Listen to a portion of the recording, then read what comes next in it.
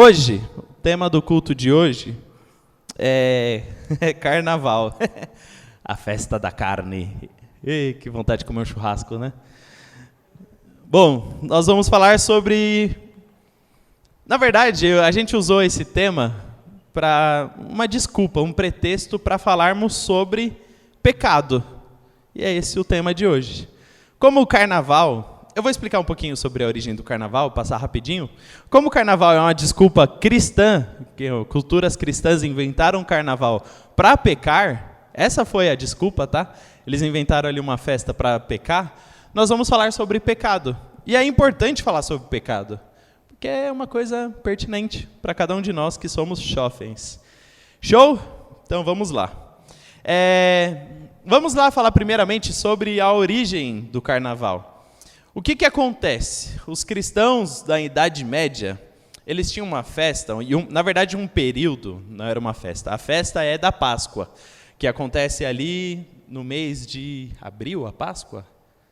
Abril, né, geralmente? Não é uma data certa, a Páscoa, mas geralmente é ali. E antes da Páscoa, os cristãos daquela época, na verdade o pessoal da Igreja Católica e tal, eles tinham um período de quaresma. O que é esse período de quaresma? É um período onde você fica proibido de comer certos tipos de alimento, você vai viver ali um período de restrições, meio que uma purificação para você chegar na festa da Páscoa. Porque a festa da Páscoa é a grande festa, onde celebra Jesus e a sua morte, ressurreição e tudo mais. Então, a galera ficava mal quando chegava o período da quaresma. Porque eles tinham que se restringir muito, eles tinham que se privar, eles tinham que abrir mão ali daquilo que gostava de comer, beber e tal. E aí eles inventaram uma festa que pudesse, ajudá-los a curtir um pouquinho antes de chegar o período da quaresma. Então, qual que era o lance? 47 dias antes da Páscoa, eles decidiram aproveitar. Vamos curtir, porque daqui a pouco a gente não vai poder fazer nada. Então vamos pegar esses dias aqui para fazer tudo que a gente tem direito. Quem quiser comer, come. Quem quiser beber, bebe. Quem quiser curtir, curte. Faz o que você quiser. É isso aí. Vamos aproveitar loucamente, porque na quarta-feira vai começar a quaresma e a gente vai ter que ficar tudo certinho, tudo bonitinho e tal. E aí foi essa desculpa que eles fizeram para inventar isso. E aí, nós usamos isso como pretexto porque, na verdade... muitos cristãos fazem isso até hoje. Não necessariamente com o carnaval, ou sim, ou aproveitam o carnaval. Não, eu quero ser crente, eu quero servir a Deus, mas falta um períodozinho. Então eu vou viver um período só pecando aqui, mas Deus, daqui a pouco eu viro crente de novo, daqui a pouco eu volto a te servir, daqui a pouco... É só essa fase, passa rapidinho. Espera passar o carnaval está chegando aí, final de semana que vem, a gente vai lá curtir, não vai ter nada, né? Vocês se deram mal, porque não vai ter bloquinho, não vai ter sambódromo, se lascou, desculpa. Mas é a desculpa que muitas pessoas usam, eu quero fazer o que eu quiser da minha vida durante esse período, e aí depois eu viro crente de novo. Já ouviram alguma história parecida com essa? Eu já ouvi muitas vezes, gente. Eu aconselho o jovem. Aí o jovem senta para conversar comigo. E aí, vai voltar quando? Jesus te ama, tem um plano na sua vida. Não, Bueno, espera um pouquinho. Eu tenho que curtir mais um pouquinho. Eu tenho que só dar mais uns rolês. Eu tenho que ir numas baladinhas ainda que eu não conheço. Eu tenho que cheirar umas carreirinhas ali que eu tô com vontade. Mas daqui a pouco eu volto. É assustador, eu sei ouvir essas coisas, mas eu já ouvi. E aí, gente... Nós vamos estudar aqui o que é a doutrina do pecado, o que é um estudo bíblico sobre o pecado, o que a Bíblia fala sobre o pecado. Porque às vezes você está aí na igreja, você serve a Deus, você está nessa luta aí que todo jovem está, eu obedeço a Deus ou não, enfim, todo mundo está nessa treta. E aí você fala, puxa, mas o pecado é um negócio muito... o pessoal faz maior drama com esse negócio de pecado, eu nem acho que é tudo isso, eu nem acho que é tão sério assim. E assim, já de antemão, eu gostaria de apresentar algumas linhas de alguns grupos que ou negam que o pecado existe, ou mal interpretam o pecado, ou minimizam o pecado. Não é tudo isso que vocês fazem aí. Vocês da igreja, cristãos, são muito dramáticos. Tudo é pecado, vai dar errado e tal. vocês são muito dramáticos, nem é tão sério assim, nem faz tão mal assim. Tem probleminha, um negocinho aqui, tal, besteirinha, faz tal, ninguém está vendo, nada vai mudar. E essas são as muitas desculpas que nós ouvimos na sociedade todos os dias. E aí eu vou falar para vocês sobre alguns grupos. Por exemplo, os ateus. Para o ateu, não existe pecado. Sim? Não existe. Porque assim, se não existe Deus, se não existe a sua vontade, se não existem os princípios de Deus, a lei de Deus, não existe pecado. Não existe, não tem como existir. Você pode, por exemplo, fazer um mal contra alguém, mas você não está pecando, você só está fazendo mal contra alguém, você só está, vacilei com tal pessoa. Isso não necessariamente é pecado, é só um deslize. Você pode, de repente, fazer um mal para si, ter um vício, se prejudicar e tal, e ficar louco, e ficar cheirando cocaína um ano inteiro, e aí chegar no nível de dependência que você vai morrer. Isso é ruim, mas não é pecado, você só está lá na bad. Pecar, a definição de pecado é contra Deus. Então, se não existe Deus, não existe pecado. É um dos grupos aqui.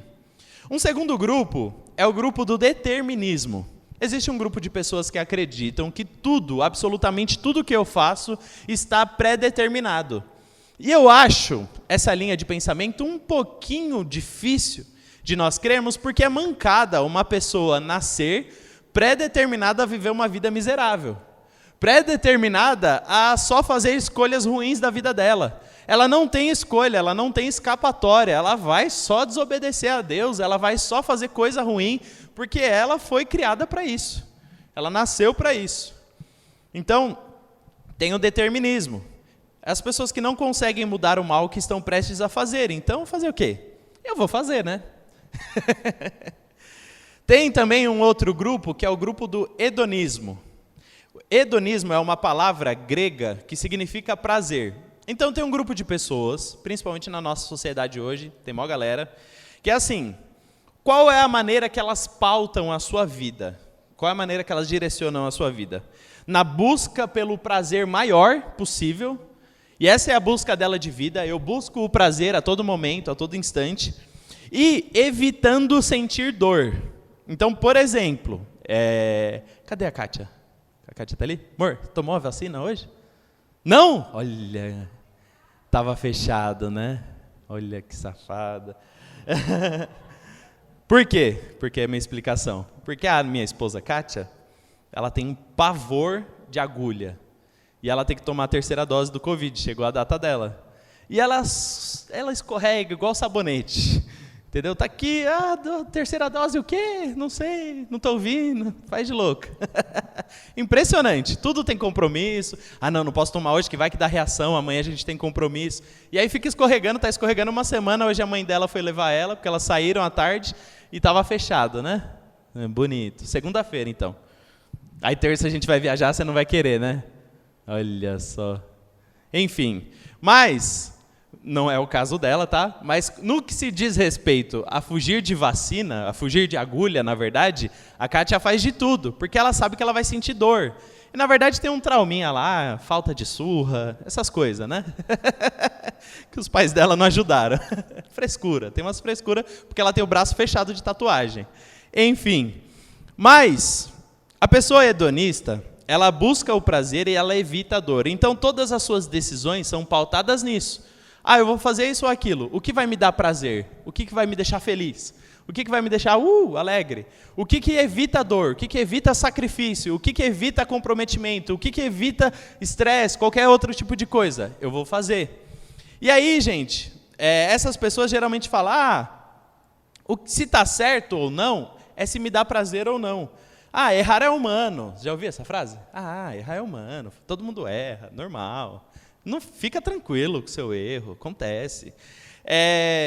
E aí, geralmente, esse tipo de raciocínio está ligado a prazeres, por exemplo, sexuais, está ligado a prazeres voltados para coisas que aparentemente não causam tanto prejuízo, porém, ao mesmo tempo que esse tipo de raciocínio faz sentido para umas pessoas, não faz para outras. Por exemplo, se a pessoa ela sente ódio, e ela sente prazer no ódio. Já conheceu alguém assim? Que sente prazer no ódio? que adora uma briga, que adora xingar alguém, tretar, xingar no Twitter, ir no trânsito, dar facada no pessoal no trânsito, pegar um chave de grifo, descer no posto de gasolina, né, Guilherme? Quantas vezes eu já ouvi essa história. Ai, ai. E aí, quando tá na treta lá, a pessoa, é isso que ela gosta. Só que, socialmente falando, nós não respeitamos a pessoa que sente o ódio, que sente vontade de matar alguém, porque ela vai prejudicar alguém. Mas é o prazer dela. E aí? Difícil, né? Difícil classificar, mensurar. E aí, existem prazeres que são socialmente aceitáveis e prazeres que são socialmente inaceitáveis. Aquilo que você pode sentir prazer ou não. E isso é uma briga que vai longe. Tá, mas tem esse grupo aqui dos hedonistas. Tudo é pelo prazer. E existe o grupo que acredita na teoria da evolução, que o mais forte sobrevive, ou seja, nós somos seres que vamos fazer as coisas por instinto, assim como os animais, e o mais forte sobrevive, não interessa, vai lá, faz o seu, mata, morre, seja doido, ganha dinheiro, maltrata alguém, explora as pessoas, não importa o que você faça, o importante é que o mais forte sobrevive. Tem pessoas que acreditam nisso. Porém, nós acreditamos que nós, aqui, todos que estão aqui, somos seres diferentes dos animais. Porque os animais, eles vivem por instinto. O meu cachorro, ele só quer saber se a comida está lá, se a gente está lá, se a aguinha dele está lá e está tudo certo. E vamos passear. É isso o motivo dele de vida. Ele não fica filosofando. Por que minha ração demorou hoje? Eu achei que ela está estranha comigo. Ela chegou, me deu bom dia, tá meio esquisito. Eu acho que ela está querendo outro cachorro. Meu cachorro não fica filosofando sobre a vida. Ele vai lá, tem ossinho, ele vai abana o rabo e sai correndo atrás do osso. É simples, é instintivo. Mas nós, como seres que somos diferentes, que fomos iluminados por Deus, nós temos vontades, nós temos desejos, nós temos camadas, nós temos raciocínio. A gente fica filosofando sobre, nossa, um monte de coisa. Você fica brisando, seu travesseiro à noite é uma viagem, né? Você fica imaginando a sua vida, tudo que você fez, quando você tinha 5 anos de idade e você perdeu o gol no final do interclasse, e aí foi uma tragédia, você foi para casa chorando. É esse tipo de coisa. Animal não faz isso. Animal não faz esse tipo de coisa. Nós somos seres diferentes. Então, não somos seres que devemos agir por instinto, por aquilo que a gente quer fazer, porque nós somos mais fortes, porque senão, como sociedade, ia dar errado. Ok? E aí, esses grupos que eu acabei de falar, todos eles relativizam o pecado. Porque para cada grupo existe uma justificativa do pecado um pouquinho mais amena, um pouquinho mais tranquila. Não é tudo isso que vocês falam. E aí nós vamos ler na palavra de Deus um pouco sobre o que é o pecado, a origem do pecado na humanidade. E aí é um texto que está lá no livro de Gênesis, capítulo 3, a partir do versículo 1, que diz assim: Ora, a serpente era o mais astuto de todos os animais selvagens que o Senhor Deus tinha feito. E ela perguntou à mulher: Foi isso mesmo que Deus disse? Não comam de nenhum fruto das árvores do jardim? Respondeu a mulher à serpente: Podemos comer do fruto das árvores do jardim. Mas Deus disse: Não comam do fruto da árvore que está no meio do jardim, nem toque nele. Do contrário, vocês morrerão. Disse a serpente à mulher: Certamente não morrerão. Deus sabe que no dia em que dele comerem, os seus olhos se abrirão, e vocês, como Deus, serão conhecedores do bem e do mal. Quando a mulher viu que a árvore parecia agradável ao paladar, era atraente aos olhos, e além disso, desejável para dela se obter discernimento, tomou do seu fruto, comeu e o deu ao seu marido, que comeu também. Os olhos dos dois se abriram e perceberam que estavam nus. Então juntaram folhas de figueira para cobrir-se. Ouvindo o homem e sua mulher os passos do Senhor Deus que andava pelo jardim, quando soprava a brisa do dia, esconderam-se da presença do Senhor Deus entre as árvores do jardim. Mas o Senhor chamou o homem, perguntando: Onde está você? E ele respondeu: Ouvi os seus passos no jardim e fiquei com medo, porque estava nu. Por isso me escondi. E Deus perguntou: Quem disse que você está nu? Você comeu do fruto da árvore da qual eu proibi de comer? E essa é a pergunta que Deus faz aqui para Adão e Eva. Então, nós vamos ler aqui e entender um pouquinho sobre esse texto, sobre a origem do pecado. E só para nós entendermos, o pecado ele se caracteriza de uma forma. Existe uma tentação, existe o pecado, o ato em si, existe uma culpa e existe um julgamento. Todo pecado vem com esse combo, tá? Existe uma tentação, você não está pecando o dia inteiro, a todo momento. Está aqui só pecado, só pecado. Caramba, você é o bichão mesmo, hein? Não, você é tentado a algo. Algo te leva a pecar, algo te tenta, algo te... Oh, vem cá, olha só isso aqui, que beleza. E aí você vai, você é levado àquilo, você peca, e depois disso existe uma série de consequências.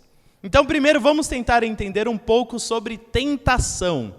E, gente, não tem problema ser tentado, ok? Não tem problema ser tentado. Todo mundo aqui vai ser tentado em alguma área, e isso está tudo bem. Sabe, às vezes nós conversamos com jovens que são tentados e já estão sofrendo. Ah, eu fui tentado a fazer tal coisa, e aí chora, e aí lamenta. Ah, não, porque eu quis roubar o dinheiro do meu chefe, eu quis. E a pessoa já está chorando porque sentiu vontade de roubar. Querido, se você roubar, aí é o problema. Mas se você teve vontade, às vezes dá vontade. Normal, tentação, todo mundo tem. Jesus foi tentado. Sim, Jesus foi tentado. Jesus estava lá no deserto com o diabo chegou, colou, falou, e aí, Jesus, vamos lá, tem umas propostas para você. Então, não tem problema ser tentado. Não existe problema aí, não existe erro aí, não existe culpa aí. Às vezes, o que acontece com o jovem? O jovem é tentado, fica mal porque foi tentado e fala, o que é um peido para quem está cagado? Vou pecar. Quem nunca? Já se sentiu mal pela tentação? Olha só os desejos que eu tenho, desejos pecaminosos. Quer saber? Vou pecar. É isso aí. Não. Se você for tentado, está tudo bem. Passa a mina na rua, nossa, olha a mina na rua. Você olhou, fazer o quê? Você olhou, passou na sua frente. Passar a mina e você olhar, não tem problema. Tem problema você, opa! E aí ficar olhando até ela ir embora. Isso é uma diferença, sabe? Tem gente que fala, a primeira olhada não é pecado, o problema é a segunda. Então, aquilo que a Bíblia está tentando nos mostrar aqui, desde o capítulo 2, lá 3 de Gênesis, é que se vocês seguirem o bem e rejeitarem o mal, vocês terão vida. Então vocês precisam entender, nós precisamos entender que existe uma escolha de obedecer a Deus e viver bem e ter vida, e uma escolha de fazer o mal, de obedecer à vontade da nossa carne e sofrer as consequências dessa decisão. Existe uma decisão, e a Bíblia inteira está recheado de textos que nos mostram essa decisão. Olha, escolhe a bênção ou a vida. Olha, você tem duas oportunidades na sua frente. Você pode obedecer a Deus ou não obedecer a Deus. Deus chega para Israel várias vezes, olha, vocês podem ou me obedecer e ser prósperos, abençoados e tal, ou sofrerem as consequências do seu pecado. A todo momento a Bíblia está ensinando isso, tá? E aí, a tentação em si, ela tem um ponto muito estranho. Por exemplo, só falando daquilo que a gente conversou atrás, Deuteronômio 30, a partir do 15, fala assim: vejam que hoje ponho diante de vocês vida e prosperidade ou morte e destruição. Então todos nós temos uma escolha, tá? E aí, como que acontece a tentação nas nossas vidas? Primeiro, a origem do mal no mundo é através do diabo e as tentações do diabo, mas eu não vou me aprofundar aqui no diabo, Satanás e tal, e tudo que ele tem para fazer, não vou me aprofundar nisso. E na nossa natureza pecaminosa, porque depois do pecado de Adão, todos nós aqui temos uma natureza de pecado. Então essas são as origens do pecado na nossa vida, ou o diabo, ou a nossa própria natureza. Tem tentação que nem é culpa do diabo, que é você que vai atrás porque você gosta de um pecadinho, normal. E aí, o pecado, a tentação, na verdade, a primeira coisa que ela faz é ela ser sutil. Então, repita comigo, a tentação é sutil. Ninguém chega para você do dia para a noite e fala, o negócio é o seguinte, vem cá, você vai fazer isso, e aí você vai perder tudo que você tem, sua família vai para o brejo, você não vai ter mais pai, não vai ter mais mãe, não vai ter mais amigos, vai ser uma destruição total. Se você fizer isso, você só vai sofrer. Você escolheria fazer isso? Não. Ninguém toma uma decisão, tipo assim, olha, vem cá, assiste isso aqui, que aí quando você assistir isso aqui, nossa, isso aqui vai aprisionar sua mente, você vai ficar um escravo dependente disso, nossa, vai ser terrível. Não, a tentação ela não vem assim. O que a tentação faz? Ela vem de maneira sutil e ela começa a distorcer aquilo que Deus diz. Então, a tentação não é uma mentirona, ela é uma meia-verdade. Ela é uma verdade ali, não, calma, não é bem assim. Calma, você entendeu errado. Calma, é um pouco mais sutil do que isso.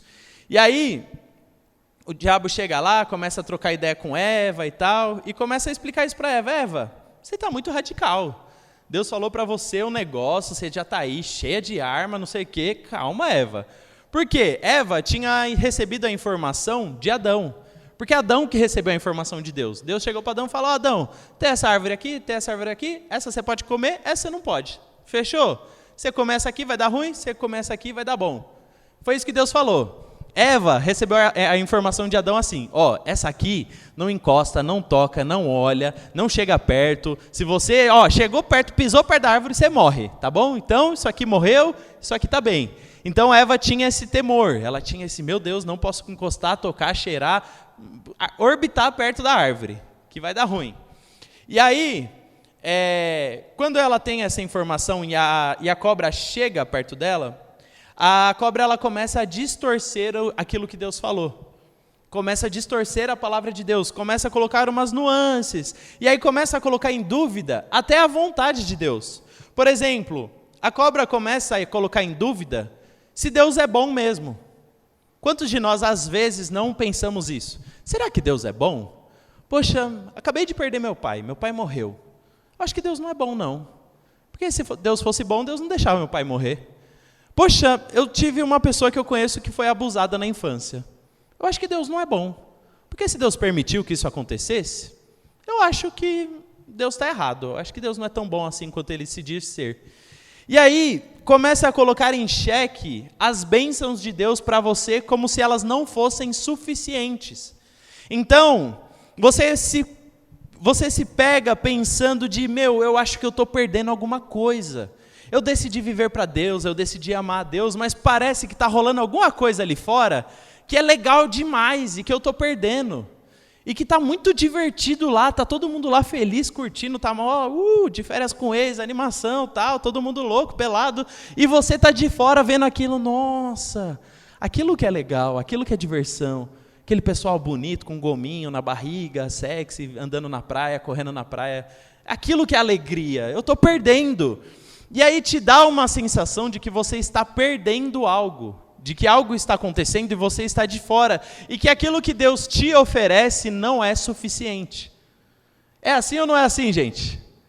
É muito bom conversar com o pessoal que cresce na igreja, sabe, os crentinhos, que nasceu na igreja, filho de crente e tal, porque alguns deles sentem uma vontade de voar no mundo, sabe, passarinho que quer sair da gaiola, eu queria tanto conhecer as coisas, ou até um pessoal que era do mundo e veio para a igreja, que sente mais saudade do que viveu no mundo, que a pessoa começa a contar, o meu passado era assim, eu fazia tal coisa, eu pegava um monte de menininha, eu fumava, eu cheirava, eu bebia, ficava loucão, bebia até cair, nossa, saudade.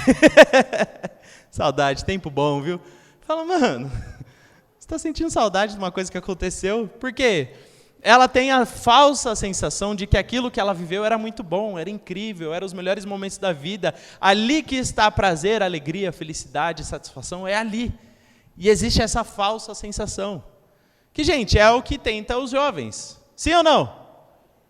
Sim ou não? Sim. É o que tenta os jovens.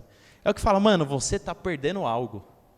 Tem algo rolando ali que é muito legal e você está de fora. E você não está se divertindo, e você não está sendo feliz. E aí, o pecado, ele traz realmente alegrias, porque senão ninguém faria. O pecado dá prazer, porque senão ninguém faria. É muito prazeroso, é muito bom, felicidade, Só que, a dicotomia que isso traz é, Deus me oferece um prazer, eu quero um prazer maior. Deus me oferece uma alegria, eu quero uma alegria maior.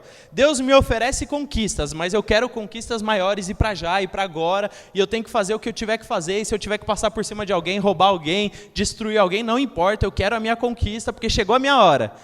E aí, isso nos leva ao pecado. A sensação de que Deus está errado e de que aquilo que eu tenho não é suficiente.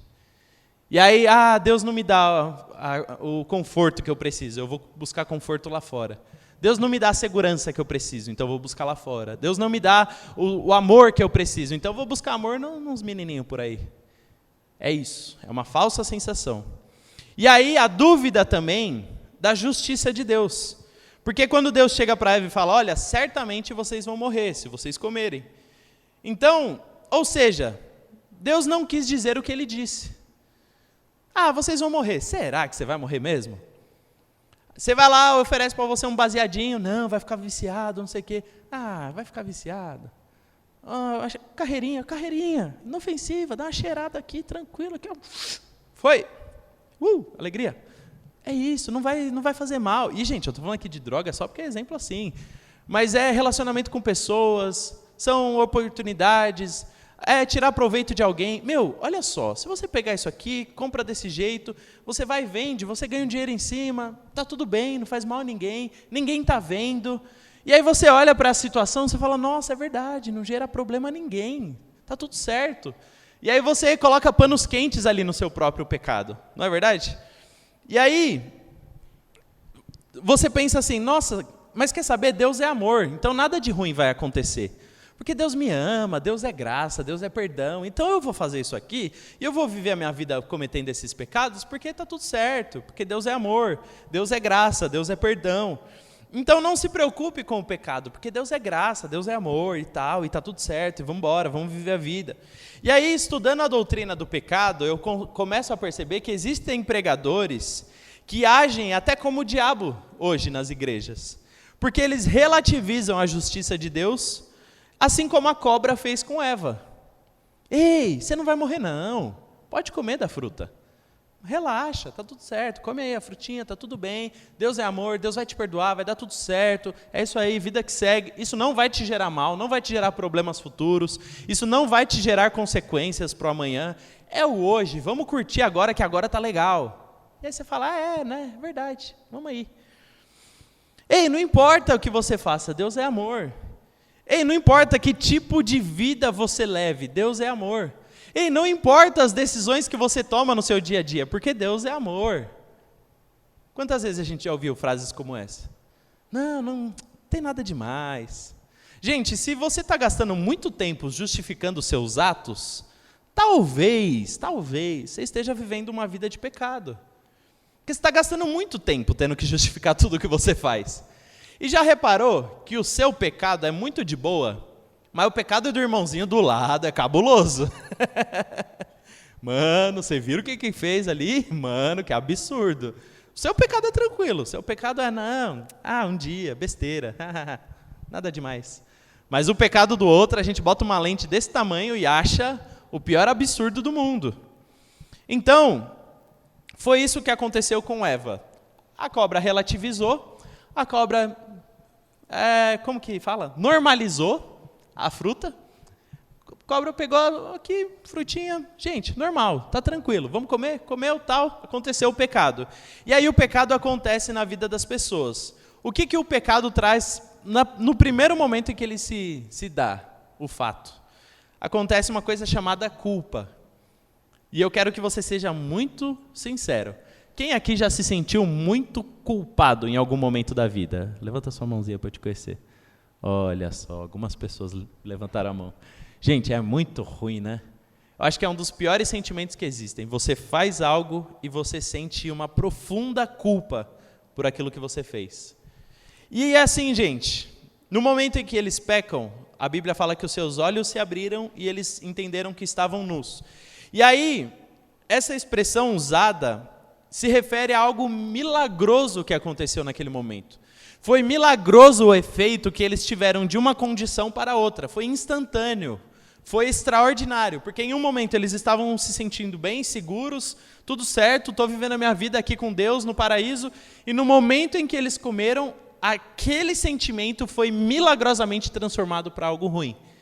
E só existiu ali vergonha, pela sua nudez, desespero, insegurança. E a partir daí eles começam a ficar inseguros com Deus. E eles fogem de Deus. É aí. E aí, Depois que isso acontece, que eles pecam, nós começamos a entender os sentimentos de culpa que existem nas pessoas. O sentimento de como somos miseráveis perto de Deus. E aí isso começam a surgir distúrbios emocionais que costumam refletir na nossa identidade. Porque nós pecamos, e a partir do momento que eu peco, algo acontece dentro de mim. Pode ser invisível, parece que não faz sentido, parece que a gente não vê, mas quando nós pecamos, algo muda na nossa natureza. Um negocinho lá dentro muda, uma estruturazinha lá dentro muda. E essa estrutura que muda te gera problemas, te gera marcas, te gera traumas, te gera insegurança, te gera uma certa... eu não sei o que eu faço da minha vida, antes eu estava bem, fazia sentido, mas agora parece que não faz mais. E uma vida de pecado vai te levando a esse abismo. Vai te levando a esse abismo. Um abismo de insegurança, um abismo de que não está fazendo sentido, eu não consigo entender o que está acontecendo da minha vida. E aí, quando eles pecam, a comunhão com Deus é quebrada. E isso é bíblico, gente. Talvez você não consiga entender isso, e talvez você já ouviu muitas pregações que relativizaram seu pecado, mas eu preciso te contar algo. Se você peca, você quebra o seu relacionamento com o Espírito Santo. Você quebra. É uma informação que eu preciso te dar. Então, nós precisamos decidir que tipo de relacionamento eu quero ter com Deus. Porque se eu viver uma vida de pecado e vier para a igreja de final de semana, isso não é relacionamento com Deus. Isso é uma vida de pecado. Se eu quiser ter um relacionamento constante com Deus, eu preciso viver uma vida de santificação, de mudança. E é um exemplo muito simples. Eu tenho meu relacionamento com a minha esposa, eu sei as coisas que ela gosta que eu faça e as coisas que ela não quer que eu faça. Eu sei, é simples. E se eu fizer algo que a desagrada, ela vai ficar triste comigo e nós vamos ter um problema. Imagine só se eu constantemente, todos os dias, fizer algo que não a agrada. Tem como existir relacionamento entre eu e ela, gente? Sim ou não? Sim ou não? Sei que vocês estão ficando tristes por causa da pregação. Mas me responde, por favor. Não tem como existir relacionamento. Porque confiança, porque intimidade, porque tudo isso é conquistado com o tempo, com segurança, com atitudes que nós demonstramos de amor um para com o outro, e aí nós crescemos em amor. Porém, se você quiser viver uma vida que todos os dias desagrada a Deus, não espere um relacionamento com Ele, porque Ele não vai ter um relacionamento com você. É assim. Sinto muito, mas é verdade. Então, nós precisamos entender isso. E aí, o que acontece quando nós pecamos? Nós nos sentimos vulneráveis, inseguros, nós fugimos de Deus. Eu lembro que quando eu era jovem, e às vezes eu pecava e desagradava a Deus, eu fugia de Deus. Minha mãe queria que eu fosse para a tarde na bênção, eu não ia. Eu fugia, escapava, ia para o mercadinho. Minha mãe queria ir para o culto, eu fugia, porque eu falava, vai que Deus levanta um profeta lá, e aí o profeta vai, revela todos os meus pecados, fala tudo que eu fiz. Meu Deus, tinha pavor de ir para a igreja, quando eu sabia que eu estava em pecado. E aí, quando a minha mãe conseguia me levar, porque minha mãe era bem insistente com esses negócios de igreja, eu ia lá, sentava no último banquinho da igreja. E não é que às vezes o cara ia lá e passava atrás de mim no banco, gente. Dava um arrepio aqui atrás, quando o cara passava, não revela. Não fala dos meus pecados, não fala, por favor, não fala. Gente, porque eu queria fugir de Deus, porque eu estava me sentindo envergonhado, estava me sentindo mal pelas coisas que eu fiz, eu estava me sentindo indigno, eu estava me sentindo não merecedor de ter Deus na minha vida. Eu acho que você já se sentiu assim em algum momento. Deus não quer ter nada comigo, olha só a vida que eu vivo, olha só as escolhas que eu tomo, olha só as decisões que eu tomo. Às vezes isso acontece. E aí, o que eles fizeram? Eles construíram folhas de figueiras para si. Eles deram o seu jeito para a sua vergonha. Eles tentaram resolver da sua própria maneira. O que a sociedade hoje faz? Ela tenta aplacar uma culpa pessoal. Todas as pessoas pecam. E aí elas precisam se sentir justificadas de alguma forma. Por exemplo, o youtuber lá falou sobre nazismo. Eu preciso odiar ele, cancelar ele, para eu me sentir justo, para eu me sentir bem. E eu não estou falando que o que ele fez foi certo, não, ele falou uma atrocidade. Mas eu estou falando o porquê que as pessoas precisam cancelar ele. Porque elas precisam de alguma forma se sentirem justas. se sentirem boas, eu preciso ser bom. E aí, gente, essa briga que existe na sociedade hoje, do cancelamento, daquilo que você fala e faz, é o ser humano tentando desesperadamente ser alguém bom, ser alguém legal e tal, e vamos ajudar as pessoas, e vamos arrecadar alimento, e poxa, aconteceu as enchentes lá, vamos demonstrar bondade. Existe um negócio na sociedade hoje, eu estava até ouvindo um filósofo falar sobre isso, que é a ostentação do bem. É tipo assim, olha só como eu sou bom, e aí tira a foto, posta no Instagram com cesta básica. Gente, eu já vi isso. Na verdade, eu já fiz isso um pouco, Deus me corrigiu, parei. Mas já vi isso na nossa igreja lá, quando a gente era da Bíblica. Às vezes a pessoa nunca viu um mendigo na vida dela. Aí chegava no final do ano, a gente tinha uma ceia lá na Praça da Sé com os moradores de rua.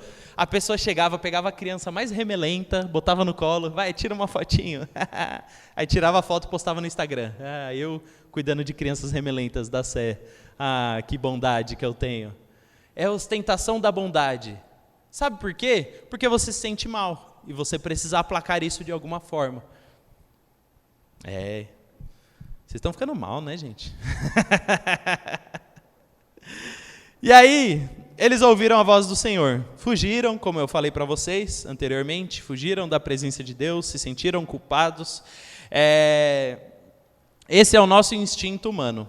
E aí, gente, quando nós vivemos uma vida de pecado, nós vivemos um loop de vida.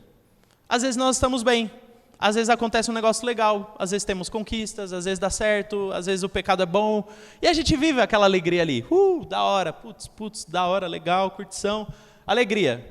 Passa aquele momento de alegria, você faz as suas vontades, você faz o que queria, chega um momento de vazio, porque simplesmente é vazio. Porque simplesmente acaba a noite, você vai para casa, chega em casa, dorme, deita assim e fala, mano, e aí? O que está acontecendo na minha vida? E, gente, só quem sentiu esse vazio sabe o quão terrível é você deitar à noite no travesseiro e se sentir vazio. Fala, mano, não era isso que eu estava procurando da minha vida, não é isso que eu quero ver da minha vida, está errado. O modo como eu vivo está errado, as minhas prioridades de vida estão erradas. O que está acontecendo comigo? E você não sabe aonde encontrar isso. Só que aí você acorda na manhã seguinte e fala, não, eu vou melhorar, eu vou fazer alguma coisa, eu vou mudar, tal. Só que a vida passa e você faz tudo de novo. E aí você volta para a curtição, volta, é legal, é bacana, tal, aí dá ruim, aí você se sente vazio, aí são altos e baixos e você fica nesse loop eterno. E, gente, a tristeza de você às vezes deitar a cabeça no seu travesseiro, eu como nasci num berço cristão, eu sempre tive um temor de Deus, eu sempre entendi quem era Deus na minha vida, mas quando eu sentia o vazio de Deus, de eu estar distante dele, é o pior sentimento que pode existir. Você chegar à noite e falar, Deus, eu não sei onde você está, eu não sei onde eu estou, não faz sentido, eu só estou mal. E aí aquele sentimento de vazio fica a madrugada inteira e você chora e não faz sentido, e a sua vida não faz sentido, e o seu propósito não faz sentido, e é isso. É triste, gente. Viver uma vida de pecado parece ser legal, parece ser bacana, parece ser prazeroso, mas no final da noite é triste. Mas no final do dia, você pode enganar pessoas, ganhar milhões, ser rico, morar numa mansão, tá tudo certo, tá? O cara chega à noite em casa, é triste, é deprimido, não faz sentido, ele não está bem. Eu sei que você pode sentir raiva lá do político safado de Brasília que roubou milhões e tal, e fez milhões de pessoas perderem emprego, perderem recurso e tal. Eu sinto raiva desse cara também às vezes. A gente tem que orar para não ter raiva dele. Mas esse cara não está bem. Porque não tem como viver uma vida de pecado e achar que está tudo bem. Não tem como. Mas, Rafael, qual é a nossa esperança? Qual é a minha esperança? Aonde eu devo me apegar, então? Romanos 8 diz assim, portanto, agora já não há condenação para os que estão em Cristo Jesus. Porque por meio de Cristo Jesus, a lei do Espírito de vida me libertou da lei do pecado e da morte. Entenda uma coisa, gente, quando existe um pecado, precisa existir depois um julgamento, precisa existir depois uma condenação, e foi isso que aconteceu no Antigo Testamento. Deus usou animais para representar o julgamento de Deus para com o homem, e ele matava ali animais para mostrar a seriedade do pecado. Tem gente hoje em dia pregando de púlpito que o pecado não é coisa séria. Gente, se não fosse sério, Deus não derramaria sangue para mostrar isso. O pecado é sério. Deus não mataria animais para mostrar isso. E Deus não enviaria Jesus Cristo, seu próprio Filho, para morrer, ressuscitar, ser pendurado naquela cruz e tudo mais, se pecado não fosse sério. Pecado é sério. Mas aí o que Deus faz? A justiça que precisava cair sobre nós que pecamos, Deus fez cair sobre Jesus Cristo naquele dia. Toda a justiça. Toda. Então todo crime que nós cometemos, Ele estava pagando ali naquele dia.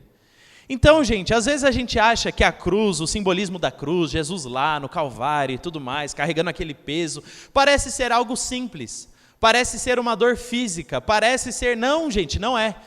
Pense só todos os vazios de pecado que você sentiu na sua vida. Pense só todos os dias que você estava ansioso, deprimido, se sentindo mal, se sentindo distante de Deus. Jesus Cristo sentiu tudo isso na potência que eu não consigo conceber. Porque o pecado de cada um de nós estava caindo sobre ele naquele dia. Jesus está chorando sangue no Getsemane, não é porque ele vai morrer numa cruz, porque ele vai ser açoitado. Ele está chorando sangue porque ele está sentindo o vazio do pecado de todos nós naquele dia. E aí a justiça que precisava ser paga por nós, ele pagou. Simples, ele pagou. Ele escolheu sofrer. E essa conta não fecha, não faz sentido, não era para ele sofrer no meu lugar, ele não merecia, nós merecíamos, mas ele escolheu pagar esse preço, ele escolheu se sacrificar. E aí, mediante a isso, quando Jesus Cristo paga o preço pelos nossos pecados, a justiça acontece nele, ele sofre a justiça que deveria cair sobre nós. O julgamento que nós seríamos condenados, ele se torna réu, ele é condenado, ele é morto pelo meu e pelo seu pecado. Entenda isso. Então hoje você não precisa mais viver uma vida de pecado. Não precisa mais. Isso não é mais necessário.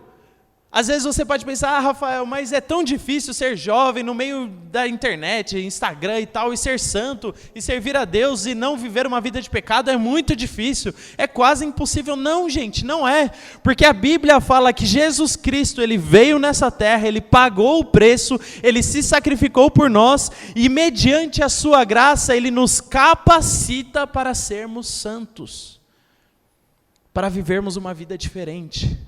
Ele nos capacita, a graça de Deus é a capacitação de Deus para nos purificar do nosso pecado. O seu sangue nos limpa de toda iniquidade. E aí, queridos, em Efésios 4, a partir do 22, diz assim: quanto à antiga maneira de viver, vocês foram ensinados a despir-se do velho homem, que se corrompe por desejos enganosos, a serem renovados de modo de pensar e a revestir-se do novo homem, criado para ser semelhante a Deus em justiça e em santidade provenientes da verdade. Querido, entenda algo. Se Jesus Cristo vem e Ele paga esse preço, Ele te permite a viver uma nova natureza. E aí, é a bagunça hoje da igreja.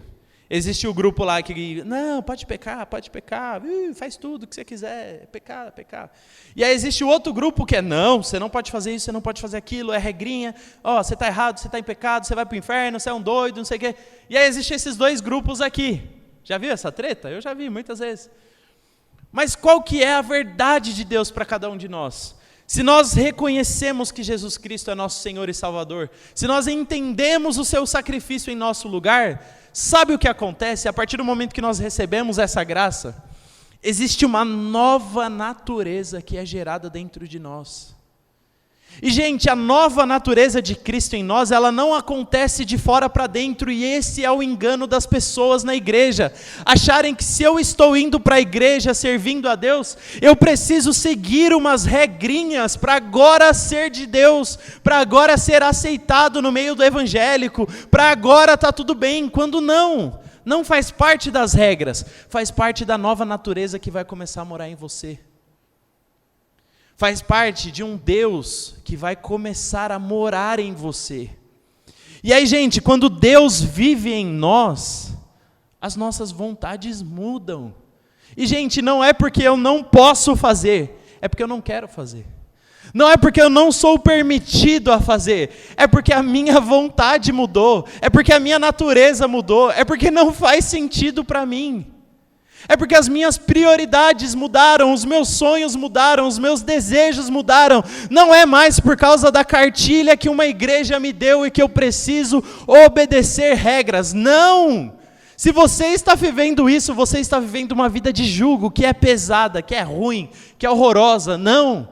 É ter um relacionamento com Deus. E a partir do momento que eu vivo nesse relacionamento, dentro de mim as coisas são transformadas. Dentro de mim eu quero ter prazer na vontade de Deus. Eu amo a Deus, eu amo a sua vontade, eu amo o que Deus ama. E se eu amo o que Deus ama, eu amo a bondade, eu amo o amor, eu amo a fidelidade, eu amo o zelo, eu amo, é natural. Eu não preciso forçar nada disso, simplesmente acontece. Quer ver um exemplo? Uma pessoa que vem para a igreja e está vivendo lá o que a gente chama de primeiro amor, que é uma péssima frase. Porque o primeiro amor tinha que acontecer todo dia, pro resto da vida, enfim. Mas a pessoa está vivendo aquela transformação ali, de conhecer as coisas de Deus e tal. Gente, pode perguntar para a pessoa, as coisas que ela sentia prazer perdem o brilho. E não é porque não pode, não, você não pode, tá vendo o barzinho lá? Nunca mais pisa no barzinho. Gente, não é porque pode ou não pode pisar no barzinho, mas a vontade da pessoa mudou. A vontade da pessoa obedecer a Deus mudou, e se de repente o barzinho fizer mal para ela, ela vai deixar de ir lá, e para ela não vai ser um peso, ela não vai ficar mal porque ela não vai lá, não, é porque ela olha para aquilo e fala, olha só, que besteira, né? Aquele rolê ali não faz mais sentido para mim, eu não quero aquilo. Porque ali para mim era um lugar que eu ia lá, bebia para esparecer, para fugir dos meus problemas, para fugir dos meus traumas, eu tinha que me afogar naquilo, porque aquilo era um pingo de esperança para mim, mas hoje eu conheço a esperança perfeita, que é Cristo, então eu não preciso mais fugir de nada, eu não preciso mais escapar de nada, porque eu tenho tudo. É isso. É isso. É não mais viver um fardo, é você ser livre. E isso é uma mudança de natureza, gente. E sabe, se nós estamos aqui falando sobre pecado, nós não podemos falar aqui para vocês, jovens, agora é o seguinte, agora no NIL, nós vamos estabelecer as regras de quem faz parte do NIL. Então vamos cá, esse lado nós vamos mostrar para vocês a lista de série que pode ou não pode assistir. Agora desse lado nós vamos mostrar a lista de filmes que pode ou não pode assistir. A lista de lugares que você pode ou não pode ir. A lista de coisas que você pode ou não pode beber. Gente, isso é chato pra caramba. Isso é prova de imaturidade cristã. Porque quem faz isso é imaturo. Quem é maduro em Deus não precisa de regra. Não precisa de alguém lá pautando o que você pode ou não pode fazer. Eu sei quem eu sou em Deus. Eu sei a obra que Ele está gerando dentro de mim. Eu sei o que me faz bem e o que me faz mal. Eu sei os ambientes que eu posso frequentar e pisar e que não vão me atrapalhar em nada. Eu sei, é natural. Aquilo não me afeta, aquilo não muda quem eu sou. É natural. Por exemplo, gente, eu tenho meu sogro, que é uma pessoa muito peculiar, né? E qualquer coisa para ele é motivo de, vamos encher a cara. Né, Rafinha? Meu sogro é peculiar, né? E aí, esses dias a gente conversou com ele e tal, e ele ficou muito feliz, e ele falou, não, vamos beber, vamos encher a cara. Eu tava alegrão. Aí eu olhei para ele assim e falei, engraçado, né? Tadinho. Fiquei com dó, porque assim... Para ele, a alegria dele é isso, entendeu? E aí virou o sinônimo dele de alegria, ele precisa fazer isso. Tanto se ele está muito bem, quanto se ele está muito mal. Mas, gente, a minha alegria não está lá. Não preciso de uma latinha de cerveja para me sentir feliz.